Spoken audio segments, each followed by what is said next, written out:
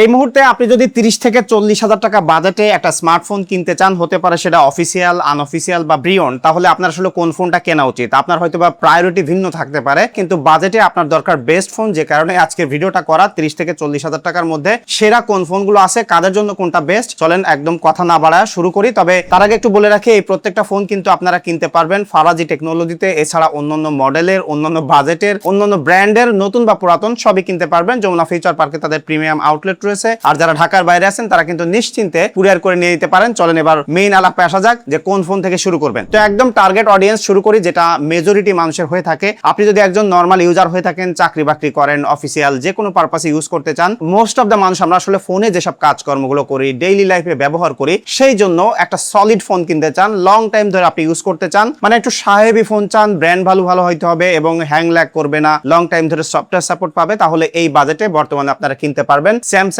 Galaxy A36, যেটা আপনারা 128GB variant কিনতে পারবেন 34,999 টাকা, মানে 35,000 টাকায়। এখন এই ফোনটা এই বাজেটে কেন সাজেস্ট করতেছি? 6 বছর পর্যন্ত আপনাকে One UI সাপোর্ট দিবে, মানে মেজর সফটওয়্যার আপগ্রেড পাবেন। যে কারণে এই ফোনটা আমি বলতেছিলাম, যদি আপনি লং টাইম ধরে একটা ফোন চালাইতে চান এবং অ্যান্ড্রয়েডের বেস্ট একটা সফটওয়্যারের এক্সপেরিয়েন্স আপনি পেতে চান, তাহলে এটা আসলে এই বাজেটে সেরা হবে। যদিও এই বাজেটে অন্যান্য যেসব ফোনগুলো আছে সেগুলোর সাথে খাতা কলমে বা হার্ডওয়্যার স্পেসিফিকেশন এটা বেস্ট না, কিন্তু তারপরেও বর্তমান সময়ে এটা আমি সাজেস্ট করলাম আপনাদের জন্য, কারণ আপনারা অনেকেই আছেন যারা আসলে ডে টু ডে লাইফে ব্যবহার করেন এবং লং টাইম ধরে একটা ফোন ব্যবহার করতে চান, বারবার ফোন কিনতে চান না। কিন্তু যদি আপনার মনে হয় যে ভাই আমার এই 30 থেকে 40,000 টাকা বাজেট, কিন্তু চাই আমি পারফরম্যান্স সেন্ট্রিক একটা ফোন, গেম খেলতে চাই, ডিজাইনটাও মোটামুটি ভালো হইতে হবে এবং ওভারঅল আসলে আমার ভাই উড়াধুরা পারফরম্যান্সই লাগবে, তাহলে আমি বলবো ভেরি লং টাইম ধরে এটা আপনাদেরকে সাজেস্ট করে আসতেছি Redmi Turbo 4। এটা চাইনিজ ভেরিয়েন্টের ফোন। এখন চাইনিজ ভেরিয়েন্টের ফোনে নোটিফিকেশন ইস্যুস এবং সফটওয়্যারগতভাবে কিছু কম্প্রোমাইজ আছে, বাট আমার মনে হয় যে যারা আসলে এই টাইপের মানে পারফরম্যান্স সেন্ট্রিক ফোন খোঁজেন, গেমিং করতে চান, তারা ওই ব্যাপারগুলো বুঝেন। যে কারণে আসলে আমি এই সেগমেন্টে এসে সাজেস্ট করতেছি আপনাদেরকে। এবং এই ফোনটা ডিজাইন আপনারা অলরেডি জানেন।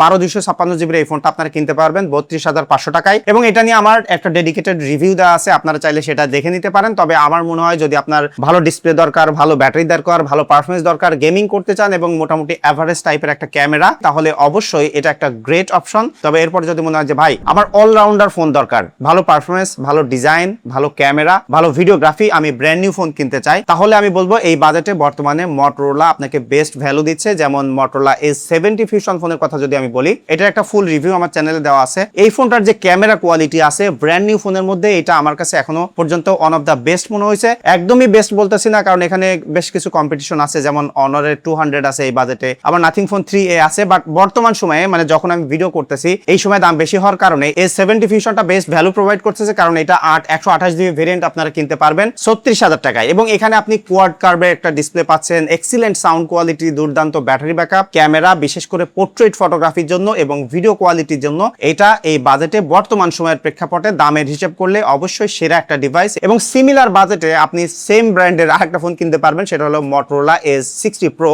এটা কিনতে পারবেন আপনারা 8,256GB 38,000 টাকায়। এখন এই ফোনটাকে কেন সাজেস্ট করতেছি? যারা ক্যামেরার গেমটাকে এই বাজেটে বেস্ট নিতে চান, এখানে কিন্তু ডেডিকেটেড টেলিফটো লেন্স রয়েছে, 4K ভিডিও করতে পারবেন, যেটার কোয়ালিটি, পোস্ট প্রসেসিং এর ক্যাপাবিলিটি অনেক ভালো আছে। এছাড়া ব্র্যান্ড নিউ ফোনের মধ্যে এই 30 থেকে 40,000 টাকার মধ্যে আরো অন্যান্য ফোন আছে, তার মধ্যে একটু মেনশন করে রাখতে চাই Nothing Phone 3A আছে, যেটার দাম একটু বেশি হয়ে গেছে বর্তমানে, যে কারণে আমি আপনাদেরকে সাজেস্ট করতেছি না। এখন এই বাজেটে যদি মনে হয় যে ভাই আপনার অফিসিয়াল ফোন কিনতে হবে, আপনি নিশ্চিত ওয়ারেন্টি চান, সেক্ষেত্রে আমি আপনাদেরকে সাজেস্ট করব না, কারণ অফিসিয়াল ফোনগুলো এই বাজেটে ভ্যালু প্রোভাইড করতেছে না দামের অনুসারে। তবে বর্তমান মার্কেট বিবেচনা করলে ওয়ার্ল্ড ওয়াইড চিপসেটের দাম, র্যামের দাম বেড়ে যাওয়ার কারণে একটু বেশি দাম দিয়ে কিনতে হচ্ছে এবং ওটা নিয়ে ভিডিও করলে গালাগালি খাইতে হইতেছে। লাস্ট ভিভোর একটা ফোনের ভিডিও করলাম, আপনারা প্রচুর গালি দিচ্ছেন, তো এখন আপনাদেরকে আমি সাজেস্ট করতেছি না। এখন তারপরে যদি মনে হয় যে ভাই আমার অফিসিয়াল ফোন লাগবেই, তাহলে একটা ফোন আপনি দেখতে পারেন Honor 200। এটা 12,256GB 38,000 টাকায় কিনতে পাওয়া যাচ্ছে। তবে যখন আমি ভিডিও করতেছি বা আপনি দেখতেছেন, তখন মার্কেটে অফিসিয়াল পাবেন কিনা আমি জানি না। তবে যদি এই ফোনটা পান, তাহলেই 30 থেকে 40,000 টাকা বাজেটের মধ্যে আপনার অফিসিয়াল ফোন কেনা উচিত, না হলে